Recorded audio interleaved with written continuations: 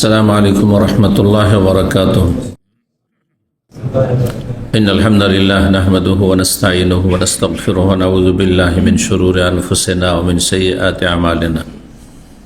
من يهده الله فلا مضل له ومن يضلل فلا هادي له وأشهد أن لا إله إلا الله وحده لا شريك له وأشهد أن محمدا عبده ورسوله صلى الله تعالى عليه وعلى آله وصحبه وسلم تسليما كثيرا. أما بعد، فقد قال الإمام البخاري رحمه الله تعالى: باب السعود.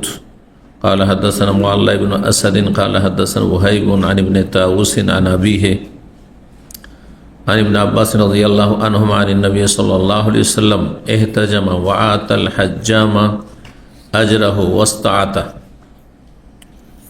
সম্মানিত ভাতৃমণ্ডলী, আল্লাহ রাব্বুল আলামিনের প্রশংসা এবং প্রিয় নবী সাল্লাল্লাহু আলাইহি সাল্লামের পর সালাতু সালামের পর আজ বুধবার 16ই রবিউল আখির 1447 হিজরি মোতাবেক 8ই অক্টোবর 2025 আমাদের ধারাবাহিক আলোচনা সহিহুল বুখারীর চিকিৎসা পর্ব নম্বর 2। ইমাম বুখারীর এই চিকিৎসা পর্বের অধ্যায় নম্বর হচ্ছে 9। বলছেন এই অধ্যায়ে বাবু সাউদ। এই অধ্যায় হচ্ছে নাক দিয়ে ওষুধ নেওয়া বা নাকে ওষুধ ব্যবহার করা, ড্রপ জায়েজ কিনা? জায়েজ, কিন্তু সিয়াম রোজা অবস্থায় নাক দিয়ে ওষুধ নেওয়া জায়েজ নয়। যদি রোজা আপনি রাখতে চান বা রোজা ফরজ থাকে, অসুস্থ থাকলে, এমন অসুস্থতা যাতে রোজা রমজানেরও ছাড়া জায়েজ রয়েছে, তাহলে সেটা ভিন্ন বিষয়। আর নফল রোজা আপনি স্বাধীন, রাখেন আর ছাড়েন, অসুবিধা নেই। কিন্তু রমজানের সিয়াম হলে আপনি অসুস্থ, এমন অসুস্থতা যাতে আপনার জন্য রোজা ভঙ্গ বৈধ, এবং এমন হলে পারবেন। মানুষের এই মুখমণ্ডলে বা এই গলা থেকে মাথা পর্যন্ত কয়টি ছিদ্র রয়েছে? হ্যাঁ, মাশাআল্লাহ, 4টি ছিদ্র রয়েছে। 2টিতে ঔষধ নিলে কি হয়ে যাবে, বা 2টি ছিদ্র দিয়ে কোনো কিছু ভিতরে গেলে সিয়াম নষ্ট হয়ে যাবে। 2টি ছিদ্র হচ্ছে, একটি মুখ গহ্বর আর একটা হচ্ছে নাক। আর 2টি ছিদ্র আছে, সেগুলি দিয়ে কোনো কিছু গেলে সিয়াম নষ্ট হবে না। কি কি? হ্যাঁ, কানের ড্রপ জায়েজ, অসুবিধা নেই। আর চোখের ড্রপ নেন, অসুবিধা নেই। বাবু সাউদ। সাউদ মানে হচ্ছে নাকে ওষুধ ব্যবহার করা। 5691 নম্বর হাদিস বর্ণনা করেছেন প্রখ্যাত তাবেঈ ইমাম তাউস রাহিমাহুল্লাহ। ইবনে আব্বাস রাদিয়াল্লাহু তাআলা আনহু থেকে। ইমাম তাউস মক্কায় বসবাস করতেন। তাউস মক্কি, প্রসিদ্ধ প্রখ্যাত তাবেঈ ছিলেন। আব্দুল্লাহ ইবনে আব্বাস রাদিয়াল্লাহু তাআলা বিশিষ্ট ছাত্র সাহাবী আব্দুল্লাহ ইবনে আব্বাস রাদিয়াল্লাহু তাআলা বলেন, নবী সাল্লাল্লাহু আলাইহি ওয়াসাল্লাম সম্পর্কে, যে নবী সাল্লাল্লাহু আলাইহি ওয়াসাল্লাম ইহতাজামা, সিংহা লাগিয়েছেন। নবী সাল্লাল্লাহু আলাইহি ওয়াসাল্লাম সিংহা লাগিয়েছেন। ওয়া আতাল হাজ্জাম আজরাহু, এবং হাজ্জামকে অর্থাৎ সিংহা যিনি লাগিয়েছেন তাকে তার পারিশ্রমিক দিয়েছেন। তাহলে সিংহার পারিশ্রমিক দেওয়া জায়েজ। দেওয়া যখন জায়েজ, তো নেওয়া জায়েজ। ওয়াস্তাআতা, এবং নাকে ঔষধ ব্যবহার করেছেন, নাকে ড্রপ নিয়েছেন রাসূলুল্লাহ সাল্লাল্লাহু আলাইহি ওয়াসাল্লাম, তো নাকে ঔষধ নেওয়া জায়েজ, প্রয়োজন। এখন এখানে একটি বিষয় শুধু দ্বিমত রয়েছে এতে ওলামাদের, সেটি হচ্ছে, বা পরস্পর বিরোধী হাদিস রয়েছে, তা হচ্ছে সিংহার পেশা এবং তার পারিশ্রমিক নেওয়া, হাজামা করে। এই যে হাজামা সেন্টার আজকাল খুব শুরু হয়েছে, কিন্তু প্রথম দিকে এগুলো শুরু হয়েছিল আরব দেশে, চলে আসছে পরম্পরা ওই আগের যুগ থেকে। আর তারপরে এটা ইউরোপ, আমেরিকা, ওইসব পশ্চিমা দেশে পেশা হিসেবে শুরু হয়, মানে ইনকাম সোর্স হিসেবে আর কি। শুধু পেশা মানে এই নয় যে কারো উপকার করেছে, ইনকাম সোর্স হিসেবে শুরু হয়। ইউরোপে, ইংল্যান্ডে আছে। আর তারপরে এটা ইন্ডিয়া, বাংলাদেশে ইদানিং কয়েক বছর থেকে চালু হয়েছে। হেজামা সেন্টার, রুকিয়া সেন্টার, ঝাড়ফুঁক একটা পেশা হিসাবে নেওয়া। এক শ্রেণীর বাতিল আকিদার, হ্যাঁ, শিরকি আকিদার কবিরাজগুলো, ওঝা কবিরাজ এরা করতো এগুলো, পেটের ব্যবসা, ধর্ম ব্যবসা। জি, কিন্তু সেই আকিদা মানহাজের ভাইয়েরা এরা সাধারণত করতো না, এগুলো পেশা হিসাবে নিত না, যে ঝাড়া ভোগ করে ইনকাম সোর্স এটি একটা, এগুলো করতো না। কিন্তু ইদানিং তারাও শুরু করেছে অ্যাকশন নিচ্ছে। জি, আর ভালো অঙ্কের পয়সা নিচ্ছে। একবার রুকিয়া করাতে যান 3,000 থেকে 5,000 টাকা নিচ্ছে। জি, ঢাকাতে এমন কিছু লোক আছে। আমি দু একজনকে জানতাম প্রথম দিকে, দিয়ে পাঠিয়েছি। হ্যাঁ, কিছুদিন পরে যাদেরকে পাঠিয়েছি যে ঠিক আছে যেতে পারেন, ওদের আকিদা ঠিক আছে, অন্তত শিরক বেদাতে নিয়ে যাবে না, তাবিজ তোমার এসব, আর ওই শিরকি মন্ত্রতন্ত্র, জিনের সাহায্য না, ওইসব করবে না। তো সুবহানাল্লাহ বলছে যে টাকা পয়সা দিতে পারছি না ওদের। একবার গেলে 3 থেকে 5,000 টাকা। সহি আকিদার দোহাই দিয়ে ইনকাম সোর্স। তো এই জন্য হেজামার বিষয়টি বিশেষ করে রুকিয়া, তারপরে রুকিয়ার ক্ষেত্রে রুকিয়া উদ্দেশ্য হবে মানুষের উপকার করা, উপকার করা, এই নয় ইনকাম সোর্স, ইনকাম করা। কিন্তু মানুষ যদি সবসময় সেই পেশায় লেগে থাকে, তার পেট আছে, হ্যাঁ, রুজি রোজগার আছে, প্রয়োজন আছে, সুতরাং নিতে পারবে রুকিয়ার পারিশ্রমিক। বাকি তাহলে হেজামা, হেজামা সম্পর্কে নবী সাল্লাল্লাহু আলাইহি ওয়াসাল্লামের আমল এখানে, যে তিনি কি করেছেন, হেজামাকারীকে পারিশ্রমিক দিয়েছেন। কিন্তু সহিহ বুখারী মুসলিমে হাদিস রয়েছে, প্রসিদ্ধ হাদিস, কাসবুল হাজ্জামে খাবিসুন, হাজ্জামের উপার্জন হচ্ছে নোংরা, নিকৃষ্ট, খবিস। জি, তো খবিস মানে হারামও হয়, আর খবিস মানে নোংরাও হয়, সবসময় হারাম হয় না।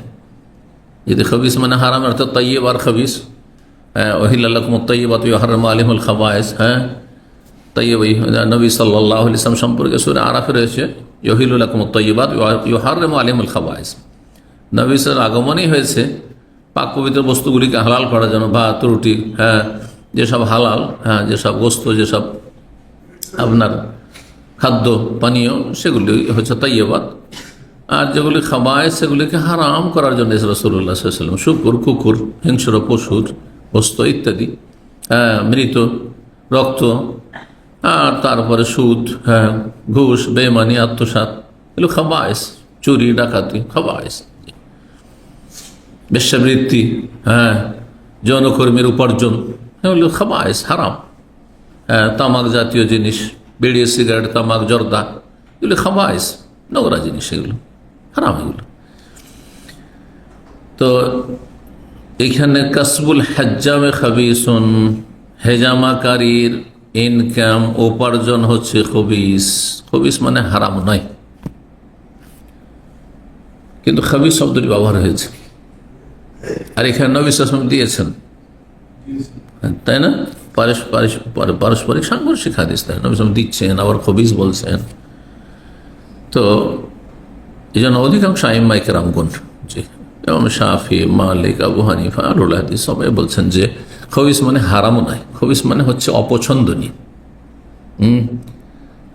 তারপরে নিকৃষ্ট পেশা। দেখেন আমাদের সমাজে অনেক পেশা আছে, সে পেশাগুলি হয়তো আপনারা নিতে পারবেন না। একসময় মুসলিমরা এত সচ্ছল ছিল ভারত উপমহাদেশে, হ্যাঁ, মুসলিম আমল থেকে শুরু করে ইংরেজ আমলে 250 বছর এত জুলুম হয়েছে, তবুও সচ্ছল ছিল। এমনকি 47-এর পরে, ভারত স্বাধীন হওয়ার পরেও এই নাপিতের পেশা মুসলিমরা করতো না। কিছু কিছু এলাকা আমি দেখছি বাংলাদেশ থেকে মুসলিম নাপিত আসছে, এরা বংশগত নাপিত নাকি এরা পেটের দায়ে নাপিত হয়েছে আল্লাহ জানে, কিন্তু আমি আমার এলাকাতে কোনো মুসলিম নাপিত এখন পর্যন্ত পাই না। ভারতেও মুসলিম নাপিত এখন পর্যন্ত পাই না, এই জন্য কোনো নাপিতের কাছে যাইও না। ছোটকালে বাল্য জীবনে মাথার চুল কাটা পর্যন্ত, মোজ দাড়ি বের হওয়া পর্যন্ত, আর মোচে মুখে হাত লাগানো, এটা কোনো কাফের লাগাবে, এটা আমার কাছে রুচিকর নয়, যার ফলে প্রশ্নে উঠে না।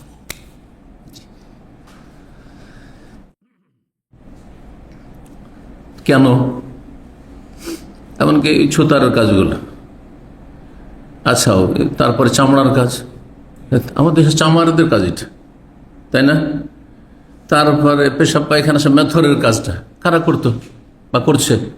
অমুসলিমরাই করছে সাধারণত। তো এগুলো হচ্ছে, কিন্তু পেশাগুলি কি হারাম?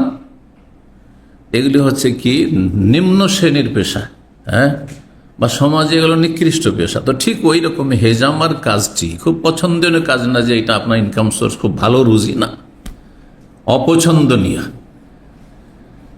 অপছন্দনীয়, কিন্তু হারাম বলা উদ্দেশ্য না। মকরুহ তানজিহ যেটাকে বলা হয়, অন্য ভাষায় কি বলা হয়? অপছন্দনীয়, কিন্তু তানজিহ, অপছন্দনীয় কাজ, হারাম নাজায়েজ নয়। হারাম নাজায়েজ হয় নবী সাল্লাল্লাহু আলাইহি ওয়াসাল্লাম দিতেন না। একদল পার্থক্য করেছেন স্বাধীন আর গোলামের মাঝে। কারণ নবী সাল্লাল্লাহু আলাইহি ওয়াসাল্লাম যাকে দিয়েছিলেন, যে হাজ্জামকে, সে গোলাম ছিল। তখন তারা ওই দিকে দেখেছে যে গোলাম যদি দাস পায়, তো যেহেতু নিম্ন শ্রেণীর মানুষ, কি তো দাস, তো ওকে দেওয়া যায়। আর স্বাধীন মানুষ, আপনি সম্ভ্রান্ত মানুষ, সম্মানিত মানুষ, কেন আপনি এই নিম্নমান নিকৃষ্ট পেশা গ্রহণ করবেন?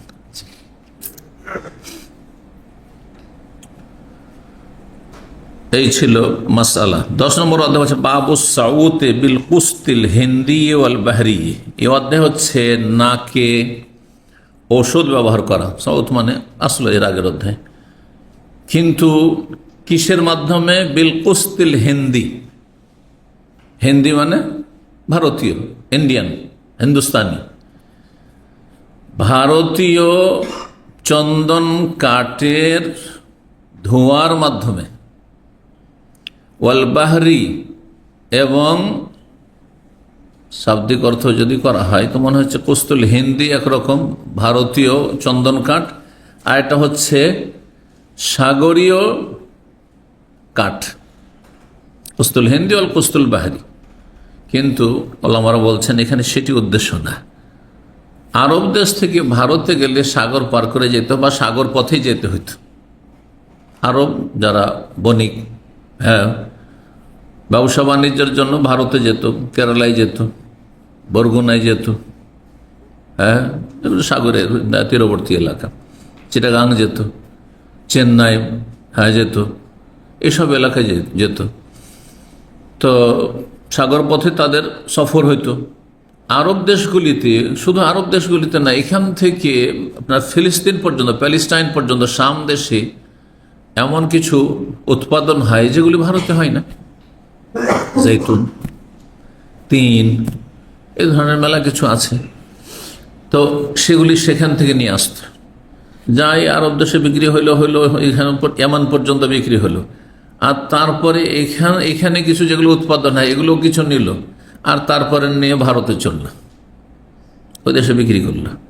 ভারতে এমন কিছু উৎপাদন হয় যেগুলো আরব দেশে পাওয়া যায় না, যেমন নারকেল, হ্যাঁ, ঠিক না, তারপরে আদা,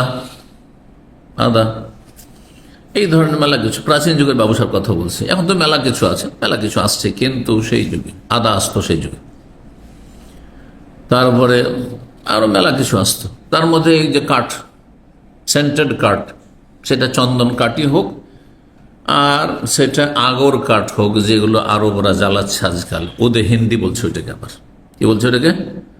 হ্যাঁ, উদ মানব কাঠ, আর কুস্ত কাঠ। আমি কুস্ত শব্দটি হাদিসে এসছে, অনেক হাদিস ছাত্র জীবন থেকে পড়েছি আর শিক্ষকতা করেছি এখন পর্যন্ত, কিন্তু আজকে আল্লাহ রাব্বুল আলামিন আমার ব্রেনে একটি কথা দিয়েছেন, সেটা সঠিক হতে পারে।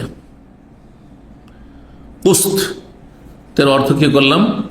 চন্দন কাঠ, মানে বিশেষ ধরনের কাঠ। কুস্ত শব্দটি আরবি শব্দ নয় আসলে, এই শব্দটি বাংলায় শব্দ বা হিন্দি শব্দ। বাংলা হিন্দি সবগুলির উৎস হচ্ছে সংস্কৃত, এটা শুনে রাখেন। প্রাচীন যুগে মাত্র কয়েকটা পৃথিবীতে ভাষা ছিল। ভাষার ইতিহাস আমরা পড়েছি, একটা সাবজেক্ট পড়েছি, সাহিত্যের ইতিহাস, তারিখুল আদব।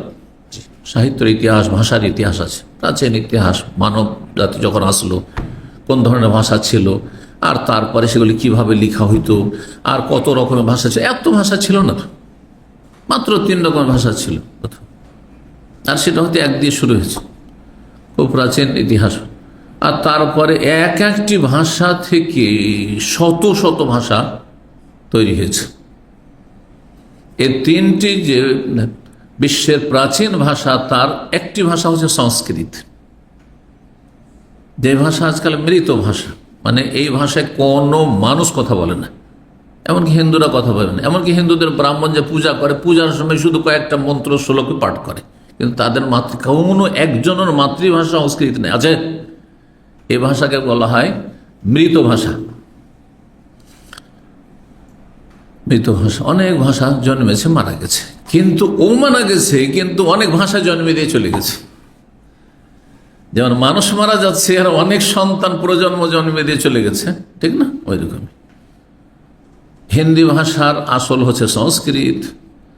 আর ভারতীয় যতগুলি ভাষা আছে, শুধু উর্দু ভাষা ছাড়া, উর্দু ভাষা তো অনেক সংস্কৃত আছে, কিন্তু উর্দু ভাষার আসল সংস্কৃত নয়। উর্দু ভাষা ছাড়া হিন্দি হোক, আর আসামি হোক, আসামের ভাষা হোক, আর উড়িয়া উড়িষ্যার ভাষায় হোক, আর বাংলা ভাষা হোক, আর যতগুলি ভাষা হোক, আপনার মারাঠি ভাষা হোক, আর আপনার যত ভাষা আছে, এক কথায় গুজরাটি হোক, সমস্ত ভাষার উৎস হচ্ছে কি? হিন্দি। প্রশংসা বলছে না, সমস্ত প্রশংসা। বাংলা বলছেন তার প্রশংসা, হিন্দি বলছেন প্রশংসা, সংস্কৃত শব্দ, সংস্কৃত শব্দ। কথা বোঝা গেছে? রাজা, মহারাজা, এগুলো সব সংস্কৃত ভাষা, সংস্কৃত থেকে এসছে। শুধু ভারতীয় ভাষা না, ইন্দোনেশিয়া, মালয়েশিয়া পর্যন্ত যতগুলি ভাষা রয়েছে, মালয় ভাষা, যারা এই মালয়েশিয়া ঘুরে এসছে তারা জানে, সেই ভাষার উৎস হচ্ছে সংস্কৃত। কারণ আমাদের সাথে সহপাঠী লেখাপড়া করেছে মদিনায়, ইন্দোনেশিয়ান, মালয়েশিয়ান। তো তারা, আমরা মহারাজা বলি, ওরা মহারাজা বলে। হ্যাঁ, আমরা রাষ্ট্রপতি বলি, ওরা রাষ্ট্রপতি, হিন্দির মতো করে। বোঝা গেছে? প্রশংসা বলি, ওর প্রশংসা। কেরালাতে আপনি শেষখানে ম শুধু লাগিয়ে দেবেন। হ্যাঁ, ময়ের পার্থক্য এই হিন্দি থেকে পার্থক্য হয়ে যাবে।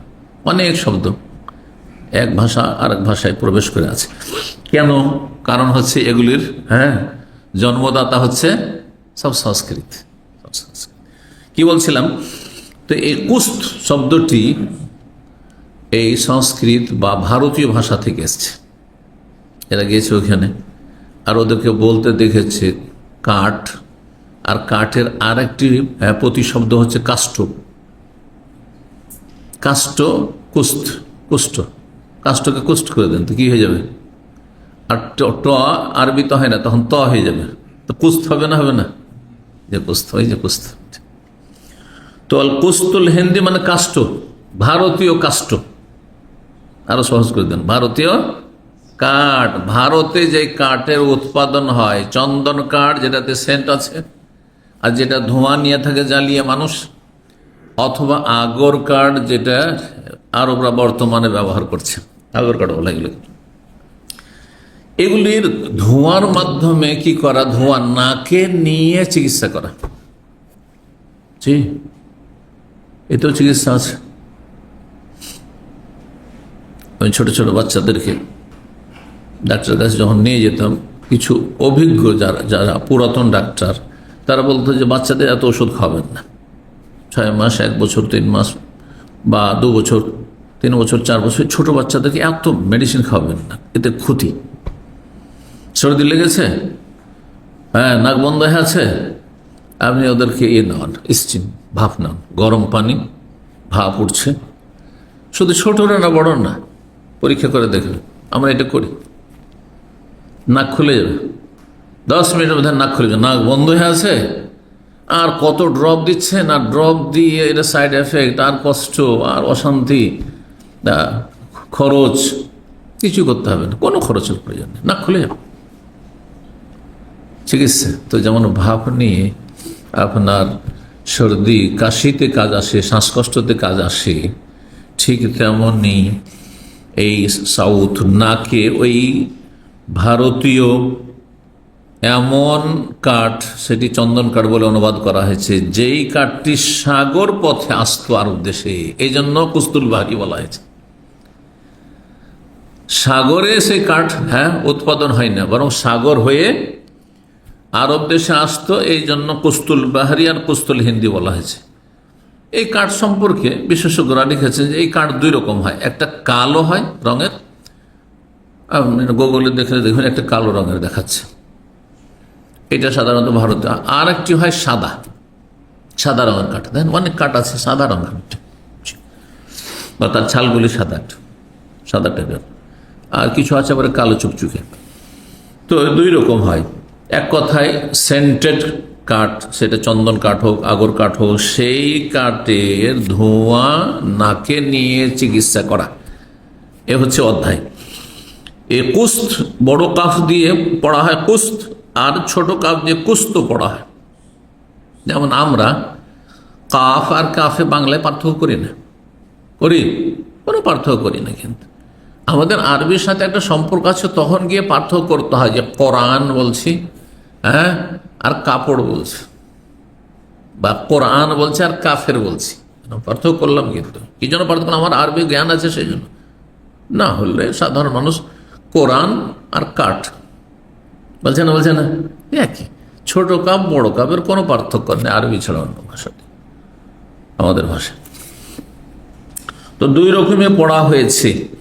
ওয়াহুয়াল কুস্ত, সেটাকে কুস্ত বলা হয়, আর কুস্ত বলা হয় যে কাষ্ঠ থেকে। মিসরাল কাফুর, এইরকমে কর্পূরকে আরবিতে কাফুরও বলা হয় আর কাফুরও বলা হয়, ক বলা হয় আর ক বলা হয়। এইরকমই সূরায়ে তাকবীর শামস কুওয়ারাতে রয়েছে ওয়াইজা সামাও কোশেতাত, কোশেতাতও রয়েছে ছোট কাফ দিয়ে, হ্যাঁ, কাফে মোহমেলা, ছোট কাপ আমাদের দেশি ভাষায় বলছি, কিন্তু আরবিতে কাফে মোহমেলা যাতে নোক্তা নেই, নোক্তাবিহীন, আর মোজামা যাতে নোক্তা আছে। কোশেতাত, কোশেতাত মানে কি করা হবে? সেটাকে আপনার নজিয়াত, ছিনিয়ে নেওয়া হবে। জি, শুনিয়ে তার মানে সেটাকে তারপরে গুটিয়ে দেওয়া হবে, ধ্বংস, এক কথায় আকাশকে ধ্বংস করে দেওয়া হবে। কারা আবদুল্লাহ, আব্দুল মাসউদ রাদিয়াল্লাহু তাআলা আনহু কোশেতাত, কাফে মুহমালা মানে ছোট কাপ দিয়ে পড়েননি, কোশেতাত পড়েছেন। যদি এটা প্রসিদ্ধ কেরাত না, তেলাওয়াত করা যাবে না, কারণ তেলাওয়াত শুধু 10 রকম চলবে, তার বেশি নাই। আর বাকি যতগুলো কেরাত রয়েছে 10 রকম কেরাত ছাড়া, তেলাওয়াত ছাড়া সবগুলি সাজ, সাজ বিরল কেরাত, সেগুলি জায়েজ নয় তেলাওয়াত করা। 5692 নম্বর হাদিস, হাদিস বর্ণনা করছেন উম্মে কায়েস বিনতে মেহসান, মেহসানের মেয়ে উম্মে কায়েস। তিনি বলেন সামিতুন নবী সাল্লাল্লাহু আলাইহি ওয়াসাল্লাম, নবী সাল্লাল্লাহু আলাইহি ওয়াসাল্লাম বলতে শুনেছি, ইয়াকুল, তিনি বলেন আলাইকুম বিহাদাল উদিল হিন্দি, এই ভারতীয়, এই যে উদ, উদ মানে কাঠ, উদ মানে লকড়ি, লকড়ি বলেন, লাকড়ি বলেন, হ্যাঁ বলেন একটা, লকড়ি না লাকড়ি? লাকড়ি, কোন কোন অঞ্চলে লাকড়ি বলে, কিন্তু বাংলা মানে কিন্তু গোল করে বলা। বাংলার সাথে হিন্দির পার্থক্য এইখানে, একই শব্দ হিন্দিতে বলছেন প্রশংসা, আর বাংলায় বলছেন প্রশংসা। হ্যাঁ, আকবর আর আকবর। আমাদের গ্রামে একজন মাস্টার ছিল, প্রাইমারি মাস্টার, আর আমার ও প্রাইমারি বাংলার মাস্টার, বাংলা পড়িয়েছে। তো বাংলা দিয়ে সে ইসলাম শিখেছে, বাংলা চটি বই থেকে নামাজ শিখেছে। তো আজানও করতো আল্লাহ আকবর, আল্লাহ আকবর, এরকম আজান দিত। আরে ভাই, আজান দিচ্ছেন আপনি, আরবিতে দিচ্ছেন, সুতরাং আকবর বলতে হবে। আপনি ছেলের নাম আকবর ডাকছেন, সেটা আলাদা কথা, কিন্তু আপনি আজান দেবেন আল্লাহ আকবর বলে, চলবে?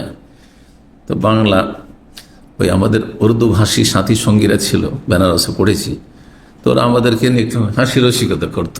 বাংলা খুব সহজ, কি করে? বলছে বাস ওটাকে একটু মোটা করে দাও, মানে গোল করে দাও। শুধু আমাদেরটাকে কি করতে হবে? তারকিক করতে হবে, কেরাতের ভাষায় তারকিক মানে চিকন করে বলতে হবে, উর্দু হিন্দি। আর বাংলাকে কি করতে হবে? তাফহিম করে দিতে হবে, মানে একটু গোল করে দিতে হবে। এত সহজ, এত সহজ কি আর ভাষা হয়? কিন্তু বলার একটা ভঙ্গিমা আর কি এই। তো যাই হোক, উম্মে কায়েস বিনতে মেহসান বলছেন যে আমি নবী সাল্লাল্লাহু আলাইহি ওয়াসাল্লাম বলতে শুনেছি, আলাইকুম বিহাদাল উদিল হিন্দি, তোমরা, তোমাদের জন্য আবশ্যক, আলাইকুম মানে ইলজামু, তোমরা ধারণ করবে, তোমাদের জন্য আবশ্যক মানে তোমরা এটা অবলম্বন করিও। বেহাদাল উদিল হিন্দি, এই ভারতীয় কাঠ, ভারতীয় চন্দন কাঠের ধোঁয়া তোমরা চিকিৎসা হিসাবে নাকে নিও, এর মাধ্যমে বিভিন্ন রোগের চিকিৎসা হবে। ফাইন্না ফিহি সাবআত আশফিয়া, এতে 7 রকমের রোগের চিকিৎসা রয়েছে, সাবাত আশফে, আশফে শেফাউনের বহু বচন। 7 রকম রোগ ভালো হবে এই কাঠের ধোঁয়ায়। কি হবে? 7 রকমের রোগ ভালো হবে। ইউস্তাতু বিহি মিনাল উযরাতি, তার 2টি রোগের কথা এখানে উল্লেখ করেছেন নবী সাল্লাল্লাহু আলাইহি ওয়াসাল্লাম। একটি রোগ হচ্ছে যে সেটা নাক দিয়ে নেবে, মিনাল উযরাতি, শ্বাস নালীর ঘায়ের চিকিৎসার জন্য। শ্বাস নালীতে যদি ব্যথা হয়, ছোট বাচ্চাদের শ্বাস নালীতে কি হয়ে যেত, আপনার তালুতে অথবা জিভে ফোড়ার মতো হয়ে যেত বা ফুলে যেত, হ্যাঁ, আর তাদের প্রচণ্ড ব্যথা হইতো, আর বাচ্চারা খুব চিৎকার করে কান্না করত। ছোট ছোট বাচ্চারা অনেক সময় কান্না করে, মায়েরা বুঝতে পারেন না এত কেন কান্না করছে, এত কেন কান্না করছে। তো এক শ্রেণীর লোকেরা ভাবে যে জিনের সমস্যা, শুধু জিনেরই সমস্যা, মনে হয় আমাদের বাড়িতে কোনো রকমের কেউ কিছু করেছে, এগুলো চিন্তা করে। অথচ এছাড়া আরো মেলা রকমের আপনাকে অনুমান করা উচিত যে এটাও হইতে পারে, এটাও হইতে পারে, এটাও হইতে পারে। অনেক সময় কানের ব্যথা হয়, ছোট বাচ্চা বলতে পারে না, বাক শক্তি নেই, সর্দি লেগেছে, কানে ব্যথা করছে। দেখুন, তারপরে দেখা যাচ্ছে যে খুব বাচ্চা কান্না করেছিল, তারপর কান গলে গেছে, পরীক্ষিত জিনিস। অনেক সময় কোষ্ঠকাঠিন্য, পায়খানা ক্লিয়ার হয় না। আপনাদের পেটে ব্যথা হয় না? হ্যাঁ, তো কোষ্ঠকাঠিন্য, পায়খানা ক্লিয়ার না হওয়ার কারণে তার পেটে ব্যথা করছে, ও বলতে পারে না, কান্না করছে শুধু।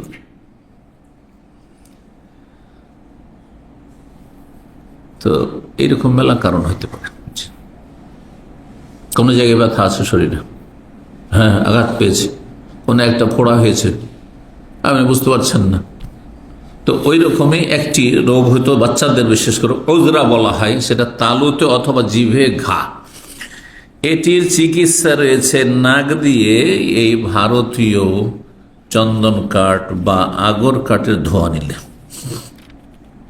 ওয়ায়ুলাদ্দু বিহি মিন যাতিল জাম, আর তার মাধ্যমে চিকিৎসা করা যায়, সুচিকিৎসা, মিন যাতিল জাম, পক্ষাঘাতের ক্ষেত্রে। জাতুল জাম্বের মেলা ব্যাখ্যা করেছে, কল্পনা জল্পনা করে বিভিন্ন রকমের মত রয়েছে ভাষ্যকারদের। তার একটি বললাম পক্ষাঘাত। কে বুঝেন পক্ষাঘাত? অনেকে ইংরেজিতে নাম বুঝেন অনেক রোগের, কিন্তু বাংলায় নাম বুঝেন না। আজকে এখানে পরীক্ষা করুন পক্ষাঘাত কাকে বলে। আমি বুঝি এই জন্য যে আমার চাচারা 4-5 জন ডাক্তার, আমি শুধু শেখ, বাকি সব আমার বংশ প্রায়গুলো ডাক্তার। তো আমার বড় চাচা রাহিমাহুল্লাহ তাআলা আব্দুস সালাম দেওবন্দে একসময় পড়েছেন, মাদ্রাসাও পড়েছেন, কলকাতা আলিয়াতে পড়েছেন, তারপরে হোমিওর ভালো ডাক্তার, বায়োকেমিকের লেখক, বইয়ের লেখক। আমি এগুলো কেন বলতে পারি এখান থেকে, তো ওনার লেখা বই পড়তাম। তারপরে এমনি বংশগত আমার আব্বাও, ওই যে ভাইয়েরা ডাক্তার, তো আমার আব্বাও খানিকটা জানতেন। তো সবসময় যে মাদ্রাসা থেকে আসলে এটা পড়ো, এই বই পড়ো, এই পড়ো, এই করতাম। তো একটু একটু করে ওই জন্যই জানি। জি, তো কি বলছিলাম? হ্যাঁ, পক্ষাঘাত। তো বাংলায় ওই যে আপনার বায়োকেমিকে শুধু 12টা ওষুধ রয়েছে, হোমিওতে এত বেশি ওষুধ নেই। 12টা ওষুধ দিয়ে সমস্ত রকমের চিকিৎসা আছে। তো বায়োকেমিকের বই আমি অনেক পড়েছি ছাত্র জীবনে। তখনকার যুগে তো মোবাইলের ফেতনা ছিল না, আর টিভিরও ফেতনা ছিল না, এমনকি রেডিওরও ফেতনা ছিল না, কিছুই ছিল না বাড়িতে। তো কাজ কি? পড়াশোনা আর ঘুম আর খাওয়া দাওয়া ছাড়া তো কোনো কাজই নেই। তো আরবি মাদ্রাসায় আরবি পড়ে পড়ে পড়ে তো যথেষ্ট আরবি পড়ে নিয়েছি। এখন ছুটিতে আসার পরে এগুলি করতাম, বাংলা পড়ছি, ডাক্তারি বই পড়ছি, এই করে পড়াই জীবন ছিল আলহামদুলিল্লাহ, পড়ার পরিবেশও ছিল। তো ওই থেকে জানি আর কি যে পক্ষাঘাত, তখন থেকে জানি পক্ষাঘাত কোন রোগকে বলা হয়। ইংরেজিতে খুব সহজ, অনেকে জানেন, প্যারালাইসিস। এই যে দেখে বলছেন, কিন্তু সামনে মোবাইল খুলেছে, প্যারালাইসিস সবাই বুঝেন তাই না? প্যারালাইসিস বুঝেন না? হ্যাঁ, কারো হাত অচল হয়ে গেছে, পা, গোটা শরীর, আংশিক প্যারালাইসিস। হ্যাঁ, এক একটা অঙ্গের প্যারালাইসিস, চোখের প্যারালাইসিস হতে পারে শুধু, একটি অঙ্গ কাজ করছেন, এইটা হচ্ছে পক্ষাঘাত। আবার কেউ কেউ এর ব্যাখ্যা করেছেন পাঁজরের ব্যথা, জাম্বন মানে হচ্ছে পার্শ্বদেশ, তো এই পার্শ্বদেশের ব্যথা। আবার কেউ বলছেন যে পার্শ্বদেশে এক ধরনের বিষাক্ত ফোড়া হইত, যেই ফোড়াতে মানুষ ছটপট করে মারা যেত। প্রাচীন যুগে এই রোগগুলি খুব বেশি ছিল। এই জন্য হাদিস রয়েছে জাতুল জাম্বে শহীদ, কেউ যদি পার্শ্বদেশের বিষাক্ত ফোড়ার ব্যথায় যন্ত্রণায় মারা যায়, বা ব্যাখ্যা করতে পারেন পক্ষাঘাতও যদি প্যারালাইসিসও মারা যায়, শহীদ। 7 রকমের যে শহীদ নবী সাল্লাল্লাহু আলাইহি ওয়াসাল্লাম বলেছেন, আল্লাহ রাস্তার জিহাদের ময়দানে শহীদ ছাড়া তার একটা হচ্ছে জাতুল জাম্বে শহীদ। তো এরও চিকিৎসাতে রয়েছে। 5693 নম্বর হাদিস ওই উম্মে কায়েস বিনতে মেহসানের, এই অধ্যায়ের সাথে সম্পর্ক নেই, কিন্তু উম্মে কায়েস বিনতে মেহসানের পরিচয়টা দেখাচ্ছে যে নবী সাল্লাল্লাহু আলাইহি ওয়াসাল্লামের কাছে একাধিকবার তিনি এসেছেন। তার ছোট্ট একটি বাচ্চা ছিল। বলছেন দাখালতু আলা নবী সাল্লাল্লাহু আলাইহি ওয়াসাল্লাম, আগের সনদে বর্ণনা করছেন যে আমি নবী সাল্লাল্লাহু আলাইহি ওয়াসাল্লামের কাছে প্রবেশ করলাম বে ইবনিল্লি, আমার এক সন্তানকে নিয়ে, ছোট বাচ্চাকে নিয়ে। লাম ইয়াকুলিত তাম, যখন নিয়ে যাচ্ছি তখন পর্যন্ত কোনো খাবার এখনো খাইনি, মানে তার খাদ্য হচ্ছে দুধ, মায়ের দুধ, খাদ্য খায়নি, মায়ের দুধ পান করতো। ফাবালা আলিহি, নবী সাল্লাল্লাহু আলাইহি ওয়াসাল্লাম কোলে দিতে দিতেই বাচ্চা পেশাব করে দিয়েছে। বাচ্চাদের পেশাব পায়খানা ও নবী রসুল কাউকে চিনবে না, কথা বোঝা গেছে? কাউকে চিনবে? সাপ বিচ্ছু, এটা নবী আছে, এটা আল্লাহর ওলি আছে, সুতরাং একে দংশন করবো না, চিনবে? জি হ্যাঁ। এই বিচ্ছু সম্পর্কে, সাপ সম্পর্কে বলেছেন লা ইয়ারিফুন নাবিয়ান ওয়ালা রাসূলান, নবীও বুঝে না, রসুলও বুঝে না, কিচ্ছু বুঝে না। যদি দেখে যে আমার রিস্ক আছে তখন দংশন করে দেবে। সাপে কিন্তু আসলে কামড় দিতে যাবে না, সাপ পালাইতে চেষ্টা করে, দেখেছেন কিনা? সাপ পালাবে, কিন্তু যখন দেখবে যে খাতরা, ঘন্টা বাজছে, আমাকে মেরে দিতে পারে, ভয় পাবে, তখনই ছো মেরে দিবে, যা ওকে মেরে দিই, যাকে বলে ভয় হয়েছে ওকেই শেষ করে দিই, বুঝতে পেরেছেন? পানি নিয়ে ডাকলেন, রাশা আলাইহি, তারপরে কাপড়ে পানি ছিটিয়ে দিলেন। তাহলে যেই ছেলে সন্তান, বাচ্চা ছিল, এটি ছেলে সন্তান ছিল, কন্যা সন্তান ছিল না, দুধ পানের বয়সে রয়েছে, 2 বছরের ভিতরে রয়েছে, আর প্রধান খাদ্য হচ্ছে কি? দুধ, মায়ের দুধ পান করা, খাবার নয়। হ্যাঁ, 2 বছরের মধ্যে তো অনেক বাচ্চাদের হয়তো মায়ের দুধ, আজকাল মায়ের দুধ অনেকের হয়ই না, বিভিন্ন সমস্যার কারণে, বা মেডিসিন ব্যবহার কারণে, আবহাওয়ার কারণে, বা শারীরিক অবস্থার কারণে। আবার অনেক সময়ে আমি শুনেছি অনেক মহিলাদের ফ্যাশন হয়েছে যে স্তন্যদান করবে না, বডিকে ঠিক রাখার জন্য, নাউজুবিল্লাহ। এরা 3 মাস 4 মাসও বাচ্চাকে দুধ দেয় না, এরা বেবি ফুড ধরিয়ে দেয় না, খাবার ধরিয়ে দেয়, কথা বোঝা গেছে?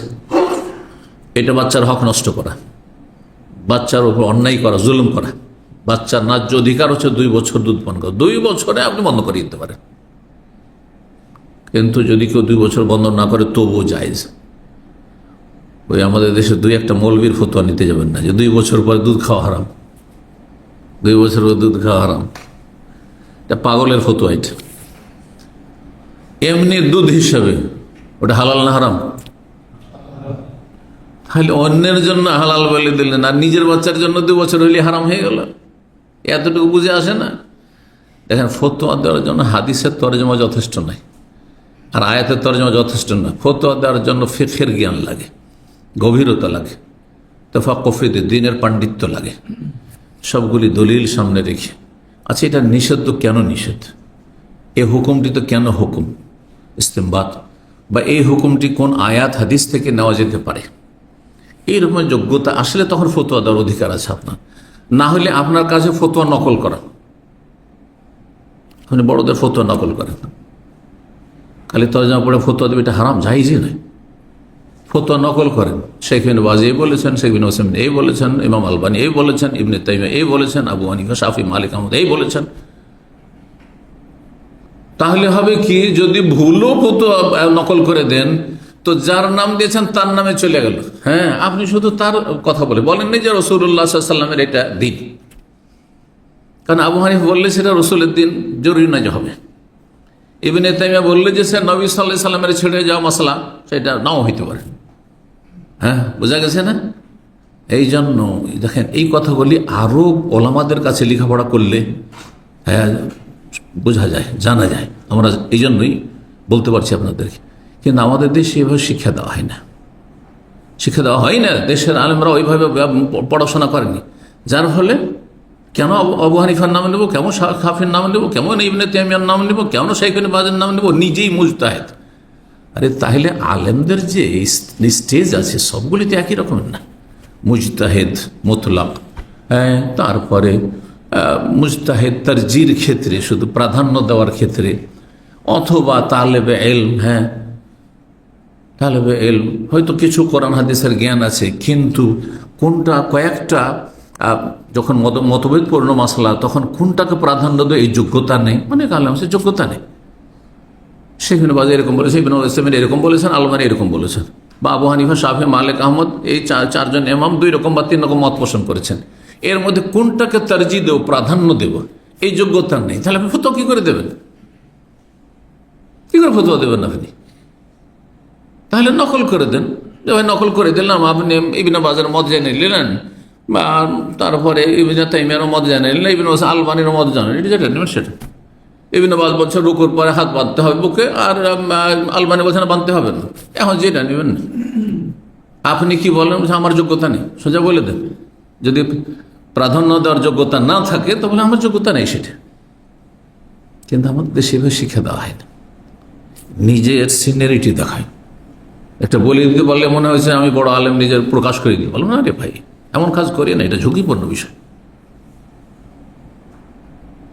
আপনি চিন্তা করেন, ইমাম বুখারী, ইমাম মুসলিম, আবু হানিফা, শাফি, মালিক, আহমদ, ইবনে তাইমিয়া, আর আপনার আজকালকার বড় বড় যেগুলো আলেম, শেখ সালেহুল ফৌজান, আপনি সমান করে দিবেন? আমি দেশের আলেমের কথা বললাম না, শেখ সালেহুল ফৌজান, হ্যাঁ হ্যাঁ, সৌদি আরব প্রধান মুফতি যিনি, হ্যাঁ চলে গেলেন যে রাহিমাহুল্লাহ, আপনি ইবনে তাইমিয়া সমান করে দেবেন? আপনি বুঝি না। তাহলে আমাদের দেশের আলেমগুলিকে আপনি কি করে আপনি তুলনা করবেন আলবানীর সাথে, ইবনে বাজের, ইবনে উসাইমিনের সাথে? কোথায় আকাশের তারকার, কোথায় জমিনের কোন একজন মানুষ? এই বিষয়গুলো বোঝার চেষ্টা করতে হবে। তো নবী সাল্লাল্লাহু আলাইহি ওয়াসাল্লাম কি করলেন? পানি নিয়ে পানি ছিটিয়ে দিলেন। ছিটিয়ে দেওয়ার কথা, রাস্সা মানে ছিটিয়ে দেওয়া। আর একটি হাদিসে রয়েছে নাদাহা। নাদাহা মানে ছিটিয়ে দেওয়া হয় আর ধোয়াও হয়। এই জন্য এই ক্ষেত্রে দ্বিমত হয়েছে যে ছেলে সন্তান যদি দুধ পানের অবস্থায় থাকে 2 বছরের ভিতরে, আর দুধ পানি তার মূল খাদ্য, তাহলে পেশাব করে দিলে কাপড় ধুইতে হবে না পানি ছিটিয়ে দেওয়া যথেষ্ট? পানি ছিটিয়ে দেওয়া যথেষ্ট, কিন্তু হানাফি মাযহাবে নাই। আপনি ফতোয়া দিলেন এই হাদিসের আলোকে, হ্যাঁ, ইমাম শাফির মত, অন্যান্য ইমাম আহমদের মত, আর আহলে হাদিসদের মত। কিন্তু আবু হানিফা, হানাফি মাযহাব বলছেন না, ছেলে হোক আর মেয়ে হোক ধুইতে হবে। তো রাস্সা ছিটিয়ে দেওয়ার হাদিস আমল করে না তারা। কি করে? এই হাদিসকে উপেক্ষা করে, হয়তো এই হাদিস পৌঁছেনি, আমি যে অস্বীকার করছে, বলবো না যে অস্বীকার করেছে, আমি মাইকরাম সম্পর্কে এরকম কথা বলবো না। আজকালকার গোনা হানাফিরা অস্বীকার করছে, কিন্তু আবু হানিফা রাহিমাহুল্লাহ তার কাছে হয়তো ওই সময় পৌঁছেনি ওই হাদিস, বা সহিহ সনদে পৌঁছেনি, বিশ্বস্ত সূত্রে পৌঁছেনি, সেই জন্য আস্থা করেন। কি পৌঁছেছে? নাজাহার হাদিস পৌঁছে। নাজাহা মানে ধোয়া হয় আর ছিটানো হয়। তো উনি ধোয়ার অর্থ নিয়েছেন। একটা শব্দের 2টো অর্থ হইলে আপনি একটা নিয়েছেন, আমি একটা নিতে পারি না? আমাদের বাংলা ভাষা তো আছে যে একটা শব্দের 2টো অর্থ হইতে পারে, কয়েকটা অর্থ হইতে পারে, অনেক বিভিন্ন ভাষাতে আছে, এমনটা হয়েছে। কিন্তু সঠিক মত হচ্ছে নাজাহার ব্যাখ্যা রাস্সা দিয়ে করবো, ছিটানো। আর একটা হাদিস বাচনিক, এটা তো আমল নবী সাল্লাল্লাহু আলাইহি ওয়াসাল্লাম। আর একটা ইউরাশ্শু মিন বাউলিল গোলাম, পার্থক্য করে।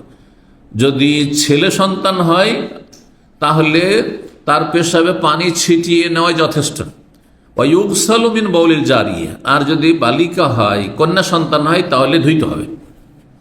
এবং এর হিকমত রয়েছে, এতে কোনো ছোট করা হয়নি, মানহানি করা হয়নি। আপনি দৃষ্টিভঙ্গি ভালো করেন তাহলে বুঝতে পারেন যে এটা ছোট করা হয়নি মেয়েদেরকে, দেখেন মেয়েদের পেশাব এক জায়গায় পড়বে, ছিটিয়ে যাবে না, কিন্তু একটা ছোট বাচ্চা যখন পেশাব করে গোটা মাথা দিয়ে পা পর্যন্ত আপনার খারাপ করে দিতে পারে। এখন গোটা কাপড় ধুইবেন আপনি? অনেকে অভাবী আছে, আজকে অভাবী না, নবী সাল্লাল্লাহু আলাইহি ওয়াসাল্লাম অভাবী ছিল, একটি কাপড় ছিল, ধুইয়ে নিয়ে থাকবে কি করে? অসুস্থ হয়ে যাবে ভিজা কাপড় পরে থাকলে। বুঝতে পারছেন না? এই জন্য ছেলে আর মেয়ের মাঝে পার্থক্য করা হয়েছে। 11 নম্বর বাবুনি মধ্যে হচ্ছে আইয়াতা সাতিন ইয়াহতাজিম, কোন সময় হেজামা করবেন। ইমাম বুখারী রাহিমাহুল্লাহ এই অধ্যায় কেন নিয়ে এসেছেন, আর তারপরে একটি আসার নিয়ে এসেছে আবু মুসা আশআরী রাদিয়াল্লাহু রাতে হেজামা করেছেন। তাহলে জরুরি নয় যে দিনে লাগাইতে হবে হেজামা, চোখে দেখে ভালো করে লাগান, রাতে লাগায়েন না, কি জানি অন্ধকার আছে। আগে যুগে তো এরকম লাইটের ব্যবস্থা ছিল না দিনের মতো, তো রাতে যখন লাগিয়েছেন সেই জামানায়, হ্যাঁ, যখন ভালো লাইটের ব্যবস্থা থাকতো না সেই সময়, তাহলে যে কোনো সময় যায়, সকালে লাগান, দুপুরে লাগান, বিকেলে লাগান। কিন্তু যারা বিশেষজ্ঞ তারা বলেছেন ভরা পেটে লাগালে কেমন হবে, আর তারপরে মানুষের ক্লান্তির সময় লাগালে কেমন হবে, হ্যাঁ, খুব ক্ষুধার্ত আছেন ওই সময় লাগালে কেমন হবে। তো কিছু কিছু অবস্থা আছে যেগুলি তারা অ্যাভয়েড করতে বলেছেন, তো সেগুলি ঠিক আছে, হ্যাঁ, সায়েন্টিফিক যেগুলো সেগুলো ঠিক আছে। কিন্তু কিছু হাদিস রয়েছে অমুক বারে লাগাবে না, অমুক বারে লাগাবে, এই মর্মে বেশ কিছু হাদিস রয়েছে, সবগুলি প্রায় জয়ীফ, দুর্বল। এই জন্য ইমাম বুখারী রাহিমাহুল্লাহ সেই হাদিসগুলি কিচ্ছু নিয়ে আসেন। জি, ইবনে মাজাহ একটি হাদিস রয়েছে, দারাকুতনি রয়েছে, হাদিসগুলি জয়ীফ। 5694 নম্বর হাদিস, হাদিস বর্ণনা করেছেন ইবনে আব্বাস রাদিয়াল্লাহু তাআলা আনহু, তিনি বলেন ইহতাজামান নবী সাল্লাল্লাহু আলাইহি ওয়াসাল্লাম, নবী সাল্লাল্লাহু আলাইহি ওয়াসাল্লাম হেজামা লাগিয়েছেন সিয়াম অবস্থায়, রোজা অবস্থায়। রোজা অবস্থায় মানুষ ক্ষুধার্ত থাকে, তারপরে হেজামা করেছেন নবী সাল্লাল্লাহু আলাইহি ওয়াসাল্লাম। যদি প্রয়োজন হয় তাহলে রোজা অবস্থায় হেজামা করতে পারবেন। এখন প্রশ্ন হলো, রোজা অবস্থায়, সিয়াম অবস্থায় যদি কেউ হেজামা করে, সিঙ্গা লাগায়, রোজা নষ্ট হবে না হবে না? কে ফতোয়া দিবে দেখি? হ্যাঁ, জানা আছে মাসলা? প্রতি রমজানে রোজা ভঙ্গের কারণ নিয়ে আলোচনা হচ্ছে, পুরাতন ছাত্ররা তো অবশ্যই জবাব দিতে হবে। হ্যাঁ, ভেঙে যাবে, আচ্ছা, হাম্বেলি চলেন। আর কেউ? হ্যাঁ, তো নবী সাল্লাল্লাহু আলাইহি ওয়াসাল্লাম যা লাগিয়েছেন, হেজামা করেছেন না, সিঙ্গা লাগিয়েছেন অবস্থায়, রোজা অবস্থায়। এ হাদিসে কি আসরে যেন রোজা ছেড়ে দিয়েছেন? মানে যে টানছে লাগাচ্ছে, হ্যাঁ হ্যাঁ, দুজনেই। এই হাদিস কি প্রমাণ করে? যে হাদিস নবী সাল্লাল্লাহু আলাইহি ওয়াসাল্লাম রোজা অবস্থায় হেজামা করেছেন, কিন্তু রোজা ভঙ্গ হয়েছে এই কথা তো বললেন না। রোজা ছেড়ে দিয়েছেন তিনি, ভেঙে দিয়েছেন, এই কথাও তো নেই হাদিসে। তাহলে নবী সাল্লাল্লাহু আলাইহি ওয়াসাল্লাম রোজা রেখেছেন আর রোজা অবস্থায় হেজামা লাগিয়েছেন, এটাই প্রমাণ। ইমাম বুখারী রাহিমাহুল্লাহর এটি মত। জমহুর মানে বুঝেন, সিংহভাগ ওলামা, অধিকাংশ ওলামাদের মত হচ্ছে যে রোজা ভঙ্গের কারণ সিঙ্গা লাগানো নয়। ইমাম শাফি, মালিক, আবু হানিফা আর অধিকাংশ আহলে হাদিস বলতে পারেন আপনি, ভারত, বাংলাদেশ, পাকিস্তান আহলে হাদিসরা বলছেন হেজামতে সিঙ্গা লাগালে রোজা নষ্ট হবে না, রোজা ভাঙবে না। এটি শুধু ইমাম আহমদ, 4 মাযহাবের শুধু ইমাম আহমদ রাহিমাহুল্লাহর মাযহাবের ফতোয়া যে রোজা ভঙ্গ হয়ে যাবে হেজামা লাগালে। যদি হেজামা করতেই হয়, হ্যাঁ, এমার্জেন্সির দিনেই করতে হবে, তাহলে রোজা ভেঙে দেন, আপনি অসুস্থ যান, আপনার জন্য জায়েজ। আর না হলে একটু বিলম্ব রোজাটা রেখে না, রাত্রিবেলা হেজামা লাগান। বোঝা গেছে না? তো সহিহ বুখারীর হাদিস দলিল হচ্ছে অধিকাংশ ওলামাদের যে নবী সাল্লাল্লাহু আলাইহি ওয়াসাল্লাম রোজা অবস্থায় হেজামা লাগিয়েছেন এবং রোজা ভাঙেননি। রোজা ভাঙলে হাদিসে উল্লেখ থাকতো। এই জন্য অধিকাংশ ওলামাদের মতটিকে আমরা প্রাধান্য দিই। ব্যক্তিগত আমি এটিকে প্রাধান্য দিচ্ছি। আমি এই জন্য নিজে থেকে ফতোয়া দিন, আমি কি করি, ওলামাদের উক্তিগুলোর মধ্যে থেকে তারজিহ, এটা হচ্ছে মধ্যম শ্রেণীর যারা আলেম বা তালেব ইলম তাদের কাজ, আর যারা অপর শ্রেণীর তাদের কাজ হচ্ছে ফতোয়া দেওয়া। সরাসরি আমাদের কাজ ডাইরেক্ট ফতোয়া দেওয়া না, ফতোয়ার মধ্যে তারজিহ দেওয়া। কোন ফতোয়াতে দেখছি শেখ ইবনে বাজের একটি মত, ইবনে উসাইমিনের একটি মত, আলবানির একটি মত, তিনটের মধ্যে একটিকে আমি প্রাধান্য দেব, যেটা আমার দলিলের দিক থেকে আমার খেয়াল খুশি না, প্রবৃত্তির অনুসারী হয়ে না, কারো পক্ষ নিয়ে নয়, গোড়ামি করে ওনার সাথে আমার মহব্বত বেশি সেই জন্য, হ্যাঁ ওনাকে আমি ওনার কাছে আমি লেখাপড়া করেছি সেই জন্য না, মোটেই না। দলিলের ভিত্তিতে আমি চেষ্টা করি, বুঝতে পেরেছেন। মধ্যম শ্রেণীর যারা, তাদের কাজ হচ্ছে তারজিহ। যারা অপর শ্রেণীর আলেম, তাদের কাজ হচ্ছে ফতোয়া দেওয়া। আর আমাদের মতো যারা আছেন, আমাদের বাংলাদেশে এরকম আছেন অনেক ওলামারা আছেন, তাদের কাজ শুধু তারজিহ দেওয়া। সরাসরি ফতোয়া দেওয়ার মতো আলেম ভারত বাংলাদেশে খুবই কম আছে, নেই বললেই চলে। ফতোয়া আগে দেওয়া আছে, তার মধ্যে একটাকে আপনি অগ্রাধিকার দেন, মহিম্মাতুকা তারজিহ। আপনার ডিউটি হচ্ছে প্রাধান্য দেওয়া। কোনটা প্রাধান্য দিচ্ছে? রোগীতে ওইটা বুকে হাত বাঁধবো না ছেড়ে দেবো, তারজিহ। আলবানির ফতোয়াকে আমি প্রাধান্য দেবো না ইবনে বাজারের ফতোয়াকে, আরবদের ফতোয়াতে, আরব ওলামাদের ফতোয়াকে আমি প্রাধান্য দেবো। কথা বোঝা গেছে না? এইরকমই যে কোনো মাসাইলে তো যেগুলোতে ইখতিলাফ রয়েছে, তো সবসময় এটা মনে রাখতে হবে, সবসময় মনে রাখতে হবে যে মুসলিমদেরকে তিন ভাগে ভাগ করতে। একটা একবারে সাধারণ শ্রেণীর মানুষ, আর অথবা চার ভাগে ভাগ করা যায়। আলেমদেরকে তিন ভাগে করে, আর একটা হচ্ছে আম্মাতুন নাস, সাধারণ মানুষ। সাধারণ মানুষ প্রাধান্য দেওয়ার অধিকার রাখে না। আপনাদের এই অধিকার নেই যে তিনটা মত আছে, একটাকে আমি প্রেফার করবো আমার জন্য, না, মোটেই না, জায়েজ ভাই।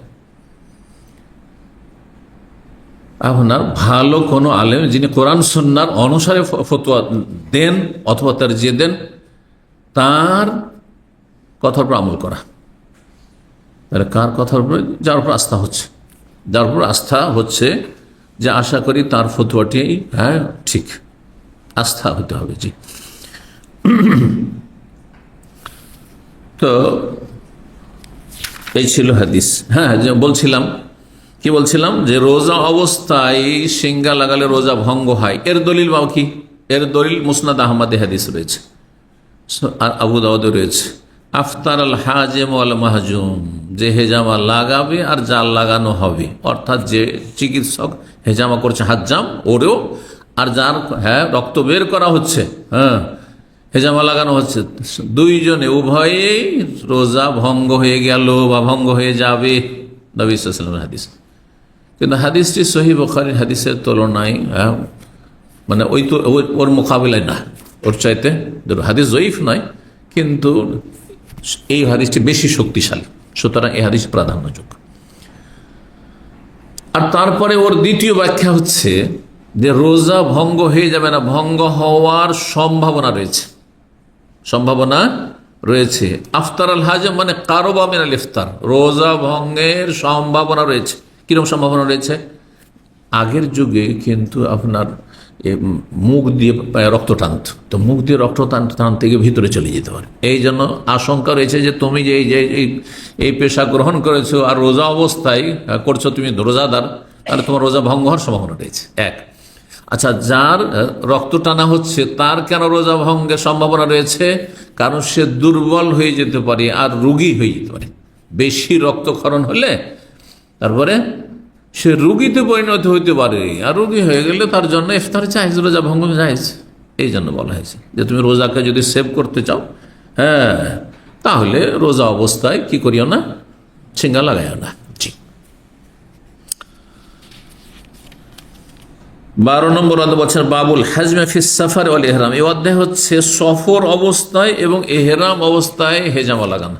সফর অবস্থায় তো অসুবিধা নেই, বাড়িতে হোক আর সফরে হোক, কিন্তু এহেরাম অবস্থায় লাগালে শরীরে যে পশম আছে এক একটুতে যখনই কাটবেন তো কাটতে উঠে যেতে পারে না, পশম উঠে যেতে পারে, মাথায় হলে চুল উঠতে পারে, ঠিক না? তো কেউ কেউ বলেছেন যে শর্ত হচ্ছে যেন কোনো পশম চুল কেটে না যায় বা উঠে না যায়, পড়ে না যায়। কিন্তু এটা তাদের পক্ষ থেকে নবী সাল্লাল্লাহু আলাইহি ওয়াসাল্লাম লাগিয়েছেন, এরকম কোনো পার্থক্য করেননি যে দেখো তোমরা যদি এহরাম অবস্থায় কি করো, হেজামা লাগাও, তাহলে সাবধান কোনো চুল পশম যেন কেটে না যায়, পড়ে না যায়, বলে যদি এটা জরুরি হতো বলে দিতেন নবী সাল্লাল্লাহু আলাইহি ওয়াসাল্লাম। কারণ নবী সাল্লাল্লাহু আলাইহি ওয়াসাল্লাম ইসলাম মানুষের কাছে পেশ করার জন্য এসেছেন, রাসূল তিনি, দূত।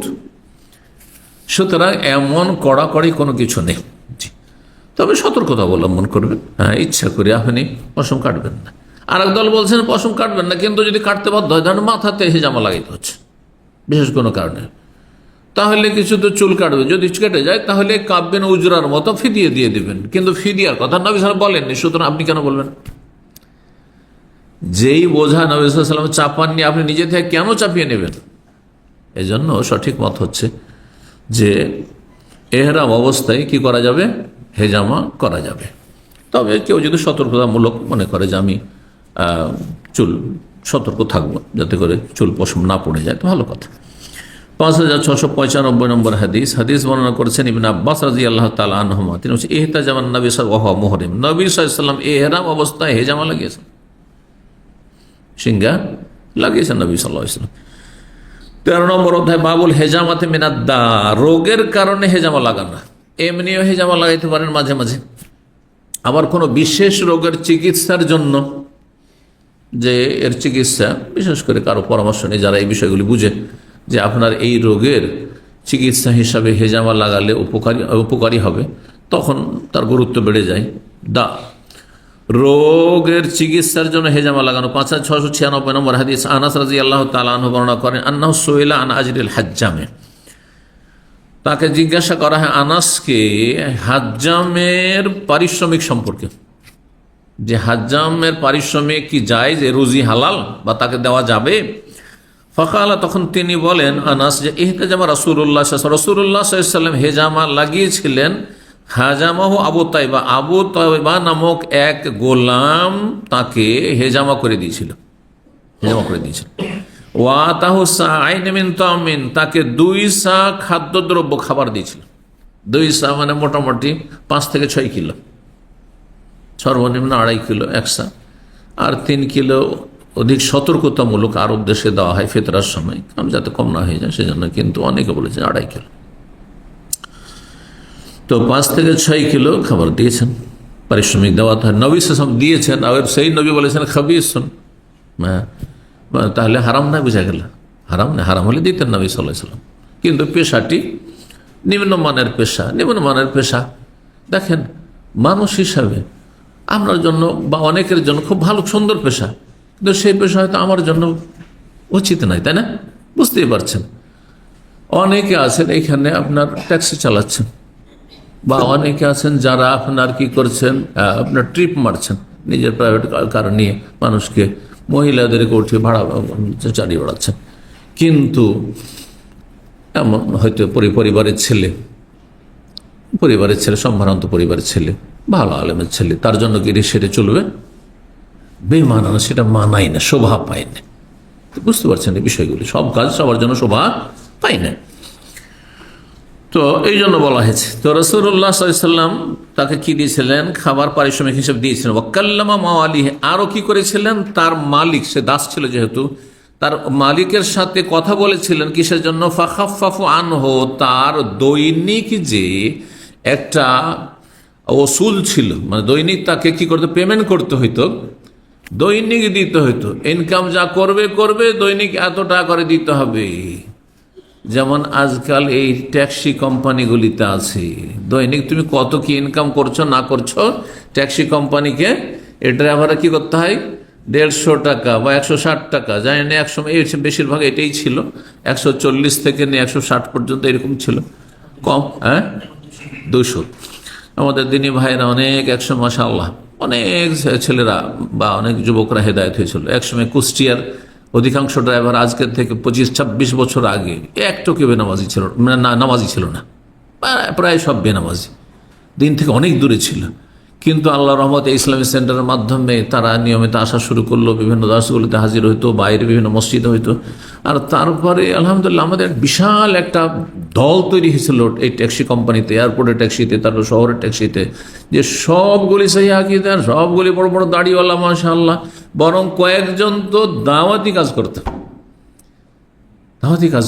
কত মেমোরি যে তারা বিতরণ করেছে, বিতরণ করেছে, আর ইউএসবি বিতরণ করেছে তারা, এইভাবে দাওয়াতি কাজ করেছে। অনেকে মুরব্বীগুলো দেশে, ভাইরা আমার দেশে চলে গেছেন অনেকে, আর অল্প কিছু আছে এখন নতুন প্রজন্ম এসছে, তাদের মধ্যে কিছু ভালো চেহারা দেখা যায়, অধিকাংশই আল্লাহ তাদের হেদায়েত দান করুন। তো দৈনিক দিতে হইতো দাসকে, যে তুমি যা কিছু উপার্জন করবে, যেহেতু তুমি আমাদের দাস, এত টাকা করে দিতে হবে। তো নবী সাল্লাল্লাহু আলাইহি ওয়াসাল্লাম কথা বলেন যে দেখো তোমাদের দাস এ ভালো মানুষ, হ্যাঁ আমার হেজামা করে দিয়েছে, আর তোমরা মুসলিম, সুতরাং তার প্রতিদিনে এত টাকা করে চাইছো, এটা তার জন্য কষ্টকর হয়েছে, একটু হালকা করে দাও। তারা হালকাও করেছিল, তারা হালকা করে দিয়েছিল তার দৈনিক, যে কি বলা হয় ওটিকে, ওসুলি না ওসুল, হ্যাঁ দৈনিক যেটা পয়সা, হ্যাঁ মজুরি না ওইটা, না পারিশ্রমিক না, দৈনিক মালিককে ওসুল দিতে হয় এত টাকা করে, হ্যাঁ মাসুল না ওসুল বলে, এরকম কোন একটা শব্দ আছে। হ্যাঁ কি না না ভাষা জানেন না তো, দৈনিক আজকালকার ভাষায় যে যারা কফালাতে আছেন, এদিক সেদিক ডানে বামে কাজ করছেন, মাসে 500 টাকা করে দিচ্ছেন, যদি এই কফালা জায়েজ নয়, এই কফালার পেশা জায়েজ নয়, যারা খাচ্ছে হারাম, সেখানে হোসেন রাহিমাহুল্লাহ ফতোয়া রয়েছে, এবং যারা দিচ্ছেন স্বেচ্ছায় এইভাবে, সেটাও হারাম। কারণ সরকার অনুমতি দিচ্ছে না যে এইভাবে লোক নিয়ে আসো আর ফ্রি রাস্তাঘাটে ছেড়ে দাও আর ইনকাম করে তোমার পেট ভরো, তাহলে তোমাকে ব্যবসা দাঁড় করিয়ে দিতে হবে মালিককে, আর তারপরে কাজ করবে, আর কাজ করে তখন দোকানের সাথে কন্ট্যাক্ট করে যে ঠিক আছে দোকান তোমাকে ঠিকা দিয়ে কন্ট্যাক্ট দিয়ে দিলাম, তো মান্থলি এত টাকা দাও, বাকি যা ইনকাম করে, সেটা ভিন্ন বিষয়। একটা পয়সা খরচ করে শুধু লোক নিয়ে এসে ছেড়ে দিল, আমালা সাহেবা রাস্তাঘাটে ছেড়ে দিল, আর কত পেরেশানি উঠাচ্ছে, কত কষ্ট হচ্ছে, আসামের কাঠগড়ায় হাজির হচ্ছে, আবার ছুটিয়ে নিয়ে আসছে, অথবা চলেই গেল, ফিঙ্গারপ্রিন্ট দিয়ে চলে যেতে হলে বেচারা, কার জীবনও আসতে পারবে না, বড়ই জুলুম এগুলো। জি, আল্লাহ হেদায়েত দান করুন সকল মানুষকে। শেখ ইবনে উসাইমিন রাহিমাহুল্লাহ এই রুজিকে হারাম করেছেন। ওয়াকালা নবী সাল্লাল্লাহু আলাইহি ওয়াসাল্লাম ইন্না আমসাল মা তাদাওয়াইতুম বিহিল হিজামা, সবচেয়ে উৎকৃষ্ট চিকিৎসা হচ্ছে হেজামা করা, উৎকৃষ্ট সেই যুগের উৎকৃষ্ট চিকিৎসা, এখনো ভালো মাঝে মাঝে করা, আর বিশেষ করে যদি কারো এরকম সমস্যা থাকে আর বিশেষজ্ঞ ব্যক্তি পরামর্শ দেন যে আপনি হেজামা করান। ওয়াল কুস্তুল বাহরি, এবং সাগর পথে যেই কাঠ আসতো সেই কাঠের ধোঁয়া দিয়ে চিকিৎসা, এইটাও খুব উত্তম চিকিৎসা। ওয়াকাল, এবং নবী সাল্লাল্লাহু আলাইহি ওয়াসাল্লাম বলেছেন লা তুআযযিবু সিবিয়ানাকুম বিল গামজি মিনাল উযরাতি, তোমরা তোমাদের শিশুরাকে, ছোট ছোট বাচ্চাদেরকে শাস্তি দিও না, বিল গামজি মিনাল উযরা, তালুতে বা জিভেতে ফোড়া কে গলিয়ে বা টিপে দিয়ে, যখন ফোড়া ফুলে যেত তখন কি করতো, আর সেটা আপনার ইনফেকশন হয়ে যেত বা ঘা হয়ে যেত, আর খুব কষ্ট পেত, একেতে কষ্টে ছটফট করছে বাচ্চা, আর তারপরে সেটা থেকে রক্ত বের করে দিয়ে মনে করতো যে তাহলে ভালো হয়ে যাবে, এই জন্য ওটাকে করতো কি টিপে দিত, আর তাতে চিৎকার করতো, আর বড়ই কষ্ট হতো বাচ্চার। নবী সাহেব নিষেধ করেছেন এরকম করতে, এইটা করিও না। ধরেন এইভাবে হাত ঢুকালো আর তালুতে ফুলে গেছে দেইল চিপে, অনেকে করে কিন্তু এরকমটা, হ্যাঁ ফুলে গেছে রক্ত চিপে দেইল টিপে, আর রক্ত বের হইতে শুরু হয়ে গেল। অনেক সময় ছোট বাচ্চাদের রক্ত, এটা খুব মারাত্মক অসুখ হইতো, রক্ত থামতো না, রক্তক্ষরণ হইতে থাকতো, মনে যেতে পারে বাচ্চা অনেক সময় বেশি রক্তক্ষরণ হয়। গামজ মানে চাপ দেওয়া বা টিপে দেওয়া, টিপে দিয়ে, মিনাল উযরা মানে শ্বাসনালীতে অথবা তালুতে বা জিভে কোনো ফোড়া বা ঘা হলে। ওয়ালাইকুম বিল কুস্ত, এর চিকিৎসার জন্য তোমাদের জন্য আবশ্যক হচ্ছে ভারতীয় কাষ্ঠ, জি চন্দন কাঠ, জি। 5697 নম্বর হাদিস, হাদিস বর্ণনা করেছেন জাবের বিন আব্দুল্লাহ রাদিয়াল্লাহু তাআলা আনহু, তিনি বলেন আদাল মুকান্না, না কি বলছেন আসেম বিন ওমর বিন কাতাদা হাদিস বর্ণনা করেছেন যে জাবের বিন আব্দুল্লাহ তিনি কি করলেন, মোকান্না নামক এক ব্যক্তি অসুস্থ ছিল, তাকে দেখতে গেলেন, খোঁজ খবর নিতে গেলেন, দেখতে গেলেন। সুম্মা কালা, গিয়ে বললেন লা আবরাহু হাত্তা তাহতাজিমা, আমি যাব না যতক্ষণ পর্যন্ত তুমি হেজামা না করবে, হেজামা করো ভালো হয়ে যাবে, তুমি অসুস্থ হয়ে আছো হেজামা করছো না, আমি বসে থাকবো, এক্ষুনি হেজামা হোক তোমার, মানে গুরুত্ব দিলেন যে হেজামা করো তুমি রোগের আরোগ্যের জন্য। ফাইনি সামিয়তু রাসূলুল্লাহ সাল্লাল্লাহু আলাইহি ওয়াসাল্লাম ইয়াকুল, রাসূলুল্লাহ সাল্লাল্লাহু আলাইহি ওয়াসাল্লামকে বলতে শুন, ইন্না ফিহি শিফাআন, হেজামাতে সিঙ্গা লাগানোতে চিকিৎসা রয়েছে, উপকারী চিকিৎসা। 14 নম্বরে বাবুল হেজামাতে আলার রাস, মাথায় হেজামা লাগানো, মাথা মানুষের নাজুক, মস্তিষ্ক তারপরেও মাথাতে হেজামা লাগানো জায়েজ রয়েছে, মাথা থেকে রক্ত বের করা। 5698 নম্বর হাদিস বর্ণনা করছেন আন্না হুসামি আব্দুল্লাহ বিন ওয়াহিনা, আব্দুর রহমান আরাজ তাবেঈ শুনেছেন আব্দুল্লাহ বিন ওয়াহিনা থেকে, তিনি হাদিস বর্ণনা করেছেন রাসূলুল্লাহ সাল্লাল্লাহু আলাইহি ওয়াসাল্লাম কি করেছিলেন, এই হেজামা সিংহা লাগিয়েছিলেন লাহিয়ে জামাল নামক স্থানে মিন তারিকে মক্কা, মক্কার পথে মদিনা থেকে যাচ্ছিলেন, আর লাহিয়ে জামাল বলে একটি জায়গা রয়েছে, সেখানে হেজামা লাগিয়েছেন। তাহলে সফরে হেজামা নবী সাল্লাল্লাহু লাগিয়েছেন। ওহা মুহরিম ইহরাম অবস্থায় কোন জায়গায় লাগে, ফি ওয়াসাতে রাসে, মাথার মধ্যবর্তী স্থানে। হ্যাঁ, মাথার মধ্যস্থানে মগজ রয়েছে, মস্তিষ্ক রয়েছে, সেখানেও লাগিয়েছেন, সেখান থেকে রক্ত বের করেছেন।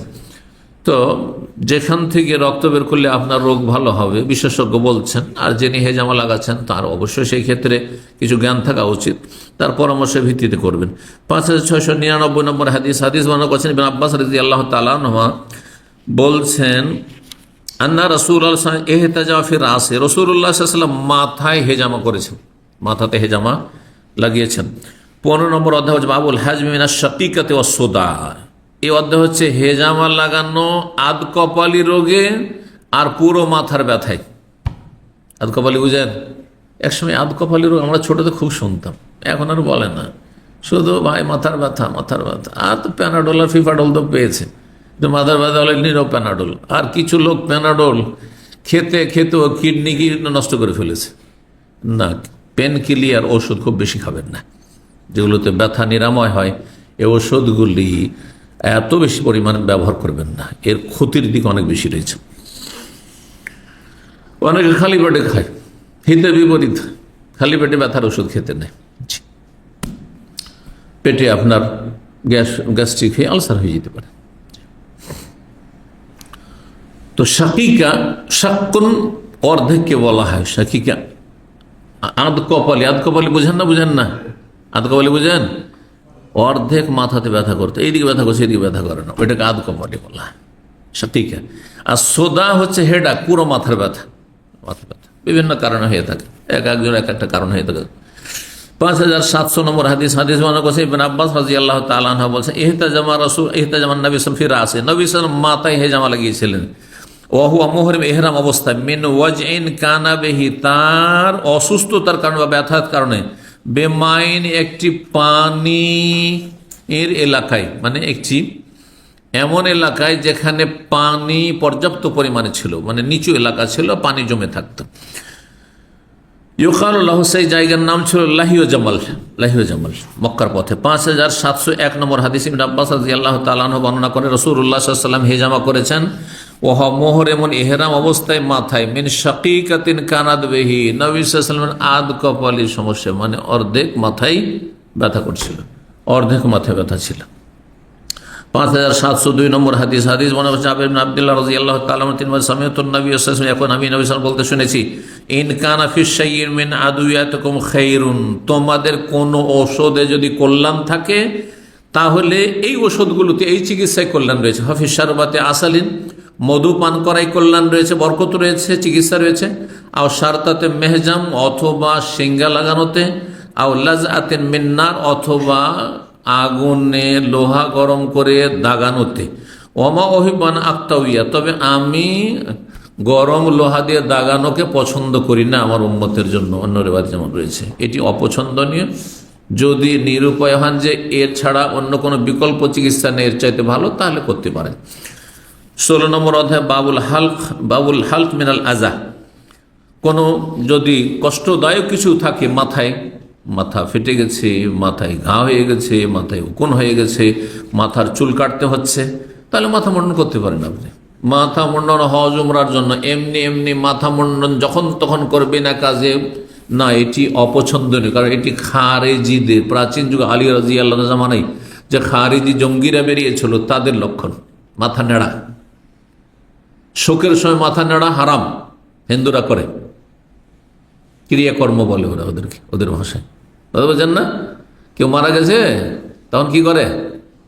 মাথা নেড়া করে, ক্রিয়াকর্ম তাদের।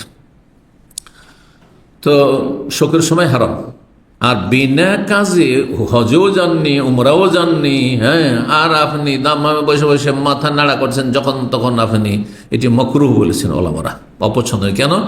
এটি খারিজি জঙ্গিদের লক্ষণ, চরমপন্থীদের লক্ষণ।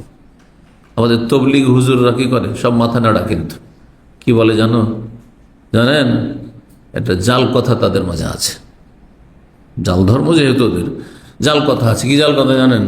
আলী রাদিয়াল্লাহু তাআলা আনহু নাকি জানাবাতের ভয় ফরজ গোসলে যদি একটা চুল যদি শুকনো থেকে যায় তো জাহান্নামে যেতে হবে। সুতরাং নাকি আলী রাদিয়াল্লাহু তাআলা মাথায় কোনো চুলই রাখতেন না, আর ওরা আলীর সুন্নত পালন করছে। বুঝতে পেরেছেন? একেবারে জাল কথা। প্রথম কথা, আলী রাদিয়াল্লাহু তাআলা আনহু সম্পর্কে কোনো সহিহ সূত্রে এটা প্রমাণ করতে পারবেন না। তারপরে আলী রাদিয়াল্লাহু তাআলা আনহুকে মানবেন না, তার রসুলকে মানবেন? চিন্তা করুন তো, আপনি রসুলের উম্মত।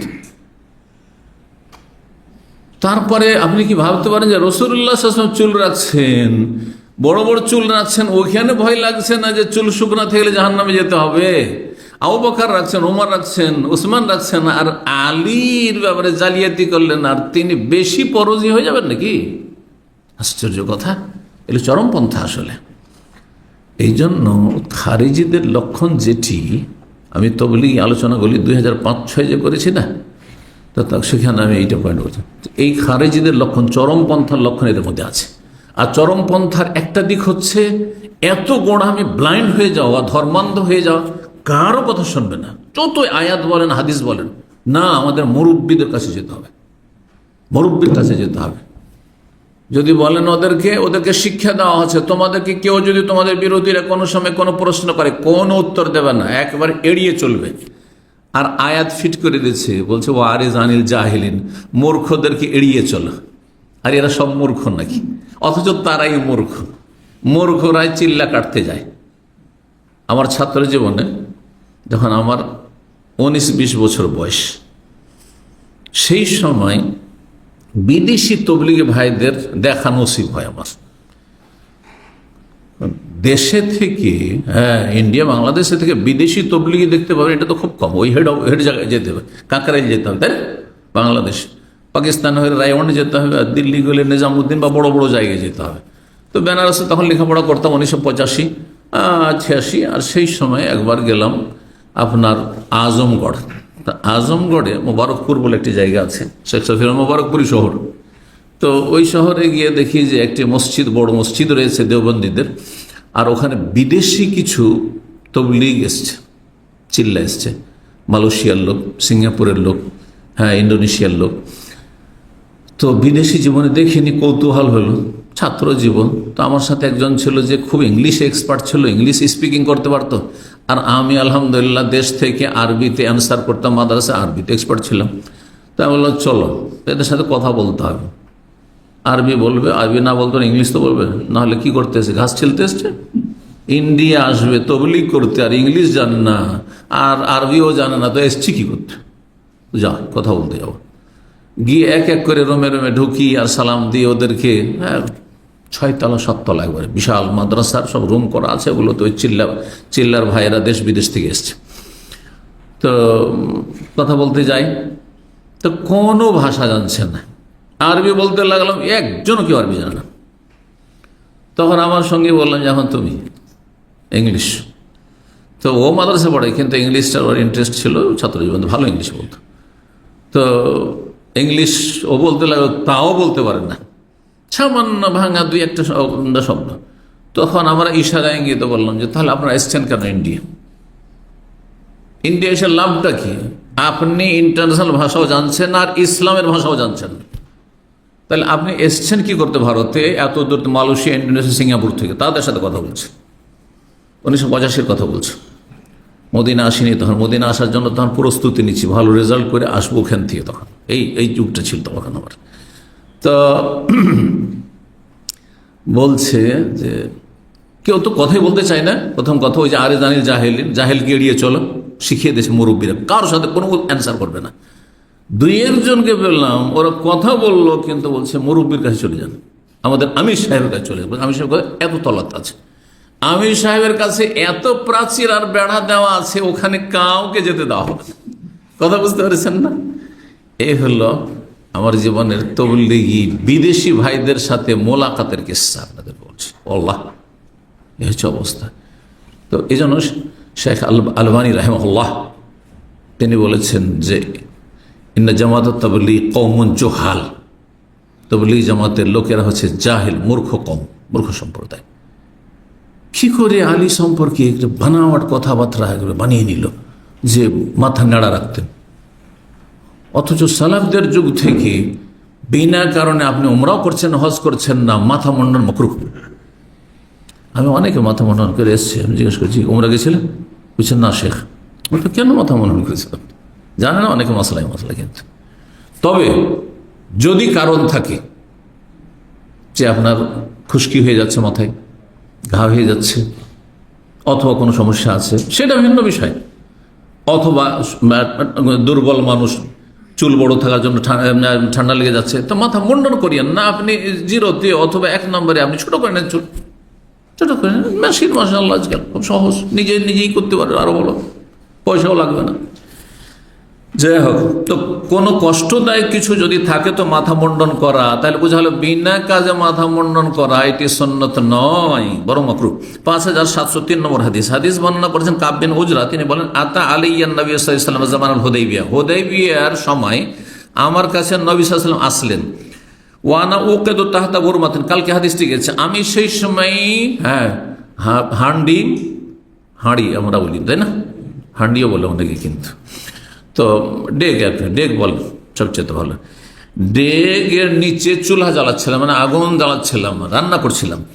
ওয়াল কামলু ইয়াতানাসার আলা রাসি, আর আমার মাথা থেকে উকুন গলি সব বিক্ষিপ্ত হয়ে প্রবাহিত, গোটা শরীরে মাথা থেকে বইছে। ফাকালা, নবী সাল্লাল্লাহু আলাইহি ওয়াসাল্লাম এই দৃশ্য দেখে বলে আইউজিকা হাওয়ামুকা, তোমার উকুনে তোমাকে খুব কষ্ট দিচ্ছে মনে হয়। কুলতু, আমি বললাম হ্যাঁ ইয়া রাসূলুল্লাহ, খুব কষ্ট হচ্ছে আমার। কালা ফাহলেক, তুমি মাথা মুন্ডন করে নাও, এহরাম অবস্থায় আছেন। ওয়াসুম সালাসা, 3 দিন রোজা রাখো, না হয় আতেম সিত্তাতান, 6 মিসকিনকে খাবার খাও, আর না হলে অনসাত নাসিকাতেন, একটি কোরবানি জবাই করো দম, আর তুমি গরিব মিসকিনকে খাইয়ে দাও। কালা আইয়ুবুল্লাহ আদির বাইয়াতিনা বাদা, আমার মনে হচ্ছে না যে কোনটা দিয়ে শুরু করে কোনটা আগে বলেছেন, কিন্তু এই 3টি বলেছেন। কোরআনের আয়াত রয়েছে মর্মে, ফামান কানা মিনকুম মারিজান আও বিহি আযামির রাসি ফাফিদিয়াতুন মিন সিয়ামিন, রোজা, আও সাদাকাতিন, অথবা সাদাকা, আও নুসুক, অথবা কুরবানি। তো গতকালকে বলেছি যে সিয়াম হলে কয়টি? 3টি। এই যে হাদিস চলে আসলো ওই আয়াতের ব্যাখ্যা, শুধু ওখানে শুধু সিয়াম রয়েছে, এখানে 3 রোজা রাখতে হবে। আর যদি সাদাকা করেন তাহলে কি, এই যে সিত্তা মানে 6 মিসকিনকে, আর না হলে নুসুক মানে হচ্ছে আপনি একটা দম দিয়ে দেন। জি, এখানে আজকের আলোচনা শেষ করি, কারণ এরপরে যে হাদিসটা আসছে বেশ লম্বা আসছে। আল্লাহ রাব্বুল আলামিন আপনাদের সময়ে বরকত দান করেন, আপনাদের হায়াতে বরকত দান করেন, এবং ভালো কাজের আল্লাহ তৌফিক দান করেন, ভালো মজলিসে বসার তৌফিক দান করেন, বরকতপূর্ণ জীবন দান করেন, এবং আল্লাহ রাব্বুল দিন, দুনিয়া, রুজি সব কিছুতে আল্লাহ বরকত দান করেন, এবং দুনিয়াতে আখিরাতে আল্লাহ সম্মানিত করেন, জান্নাতুল ফিরদৌস দান করেন আমাদের সকলকে। রব্বানা আতিনা ফিদ দুনিয়া হাসানা ওয়া ফিল আখিরাতি হাসানা ওয়া কিনা আযাবান নার। সুবহান রাব্বিকা রাব্বিল ইজ্জাতি আম্মা ইয়াসিফুন ওয়া সালামুল মুরসালিন ওয়াল হামদুলিল্লাহি রাব্বিল আলামিন।